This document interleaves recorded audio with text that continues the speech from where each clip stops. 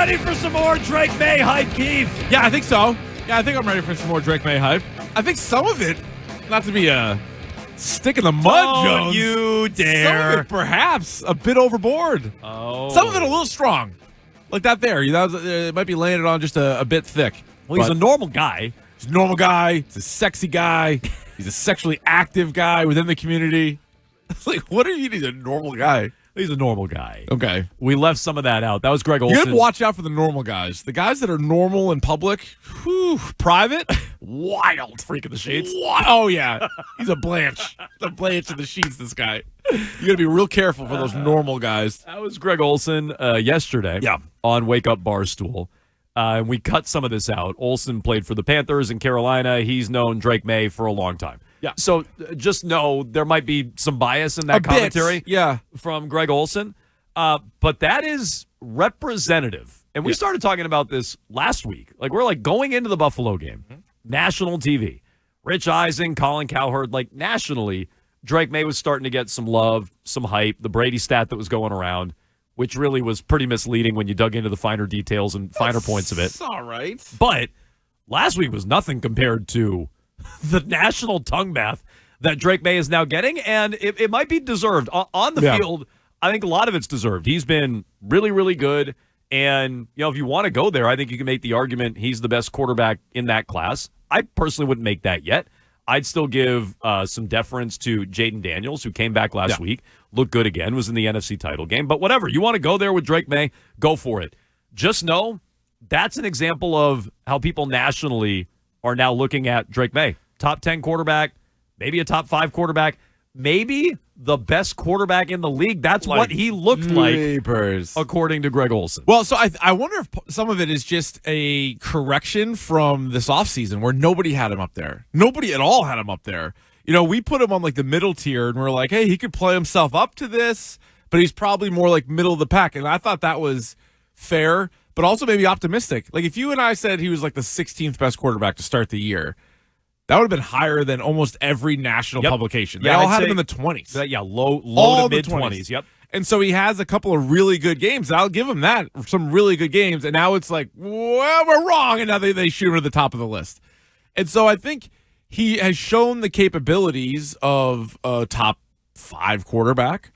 I think that can be, I don't want to say misleading, but once a player sort of establishes themselves, they get that benefit of the doubt. But then also if they establish themselves the other way, they don't get the benefit, meaning Sam Darnold, Geno Smith are 2 good examples of the last couple of years having some really good seasons, and everyone's like, nah. You're never going to look at them because of the way their career started. Right. You'll never look at them that way. But some of these guys that if you get good early, like Drake Maye, he just started his 17th career game. So he basically just had a full season. And when you start to play like this and you're a top draft pick, I think, great. This guy maybe will be anointed the next thing.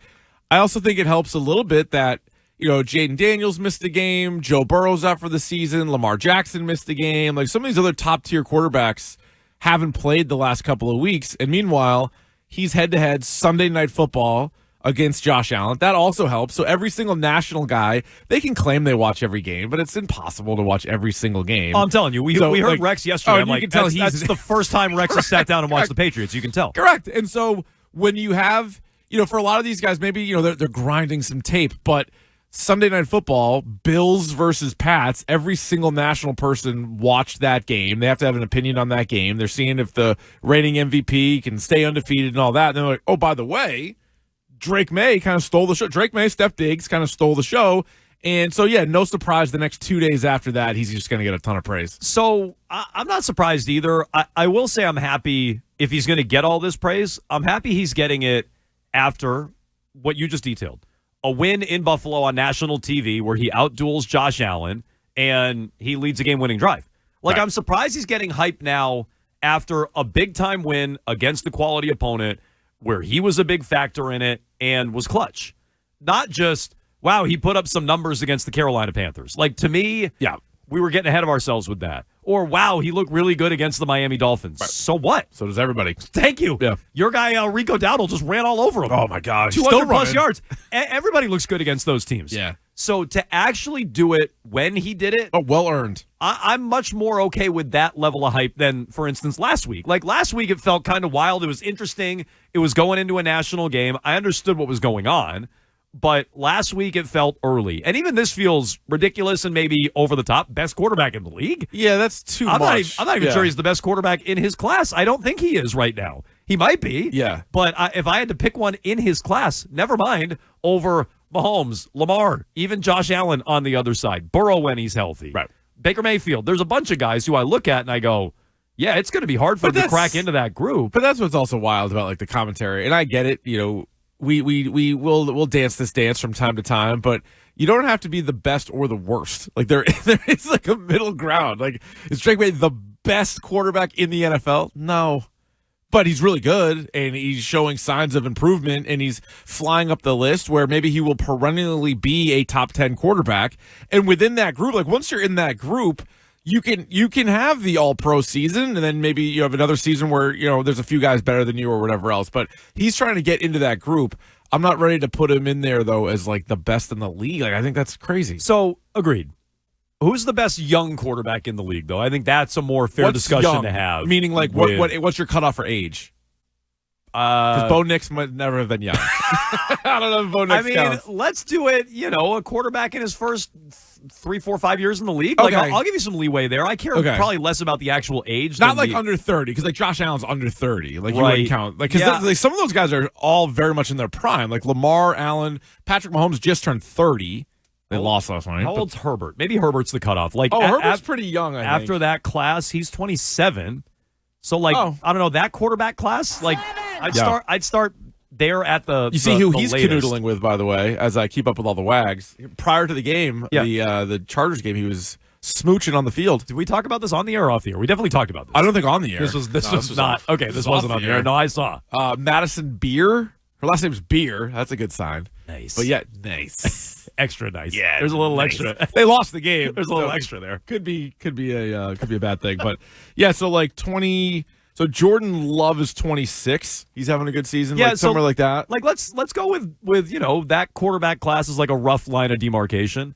I mean, probably Jaden Daniels, Jalen Hurts, Jordan Love.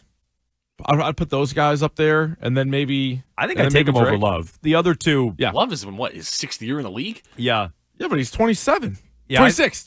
He's only 26. But to me, like that's the debate. Is he the best quarterback in the league? Come on, Greg Olsen. And I know he said he looked like he's playing like the best quarterback in the league. Come on. Yeah. That's out of. We love Drake Maye. That's out of control. I know, but you can have that's what's the thing. Like, if you really do go week to week, you can find examples. Like you could be like C.J. Stroud's the best quarterback in the league. Yep. Like, because I don't think he is, but he had a 4-touchdown game on Sunday. Text line pointed this out. I mean, that was kind of the discussion when C.J. Stroud was a rookie. Yeah.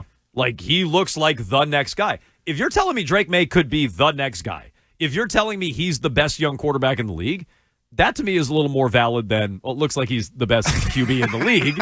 That's like, wait a minute, what? And look, say whatever you want, believe whatever you want. Go nuts. This is a week to go nuts. That was a fun game. After that win. But that does feel a little crazy to me, and I think deep down we all know that. 617-779-7937. You can jump in here on the Drake Maye hype. Good day to discuss it. On a Tier Tuesday with Jones and Keefe, we're going to tier off all the NFL teams coming up at 11:30. Where do the Patriots fit in? Ooh. Could be the highest in these tiers that we've done. Yeah, could be. I was trying to talk them up early on last year, but it could be pretty high this year. Duck boats. We'll see where they wind up coming Duck in. boat tier. I don't know if that made the cut for our tiers, but find out. Well, at 11:30. They're fluid. We got a Tom E. Tuesday with Tommy Curran at high noon Eastern time today, as far as I know. So that's good. He's right on time, right on schedule. Locked in. We got a Kiefer Madness for you at 12:45 as well. Lots of ways to interact with Jones and Keefe on Twitter and Instagram at Jones and Keefe. Watch along and chat. Twitch.tv/Boston WEEI. Always a healthy chat going on Twitch. And you can do the same on YouTube. Just subscribe to WEEI. Beyond the hype, beyond the national love fest for Drake Maye, which is deserved. It's a little over the top, but whatever. He was underappreciated in the offseason, so it's swinging back the other way. I think the truth is somewhere in the middle. Is it fair to start revising our expectations upwards for Drake Maye statistically? Like we talked about. Oh, yeah. 25 touchdowns and 3,500 yards. I mean, it's time to start shifting those up, right? Yeah, well, I don't know about the touchdowns. He didn't. I mean, they won the game on Sunday. He didn't throw any touchdowns. No so if you're playing that game, yesterday. he has 7 Sunday, touchdown passes. Yep. So the best quarterback in the league is on pace for 24 or whatever. Right. Like that's a far cry from 40. That's a good point. I guess that's not a wild pace. It's not a big number. Yeah. It's not a big number. I still would take the over. And we took the over, I think we both did at the beginning of the season because we thought the numbers were really low. It felt like they were both really based off of him staying healthy. Yeah, a hedge against injury. It was like 3,200 yards passing where you're like, any starting quarterback in the NFL who plays 17 games, 16 games, maybe even 15, I think would hit that number. And so I feel confident that he's going to hit that. And, a lot of it is him, but also we've also watched 5 games where the offensive line is decent enough, and Steph Diggs looks good these last couple of games. So that was such a wild card going in. I didn't know if the offensive line was going to be able to protect him. And so far, they've done a pretty good job. So when you add all that up together, yeah, I think he should have statistically a really good year. And as long as he cuts down or continues to cut down on the turnovers, you'll be happy because – 24 touchdowns isn't like this huge number, but if he's under 10 picks with that, like, all right, sign me up. You're going to have to, run in some touchdowns. He's doing that as well. But, and if the defense continues to show improvement, that'll be plenty. If he did that, he would have better numbers statistically than Patrick Mahomes the last 2 seasons. Did what? If Drake Maye was around the 24 touchdowns and under 10 picks that you said, yeah, he would be around Patrick Mahomes' last 2 seasons. That's 4,200 yards, 27 touchdowns, 14 picks, and 23. And then 3,900 yards, 26 touchdowns, 11 picks last year. Drake Maye greater than Patrick Mahomes. That's what Nick's saying. Yeah. If that's your bar, he's having statistically similar seasons to Mahomes. Look, Mahomes did go 15-1 last year. No, but I think statistically, and the Chiefs didn't have to throw because their defense was so good and they were up in these games. And I don't know. I wouldn't. Yeah, but that's a lot of picks. It is. I wouldn't read too much into Mahomes' statistics specifically, but I think he could put up those numbers, and then you can say, well, statistically, he is doing what Mahomes was doing. So I think it's fair to start revising those up. What a really, truly great quarterback does is they're consistent. And I want to see that out of May. This is a good opportunity to do this over the nenext 4 weeks. And it's not just win the games against New Orleans, Tennessee, Cleveland, and then Atlanta. And I need him to go 3-1 in that stretch. I'll give you a game where you trip up.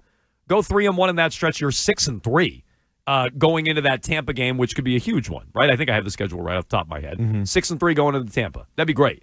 So go 3-1 with 4 winnable games. You could go 4-1. Don't go 2-2. And I want to see May, dominate statistically, continue to do what he's doing over this stretch. If he can keep doing that for the next month, we can circle back and maybe we are looking at a top 5 quarterback. Maybe we are looking at the best QB in his class, and we can balance that against an easier schedule and what he's doing and what the other quarterbacks are doing.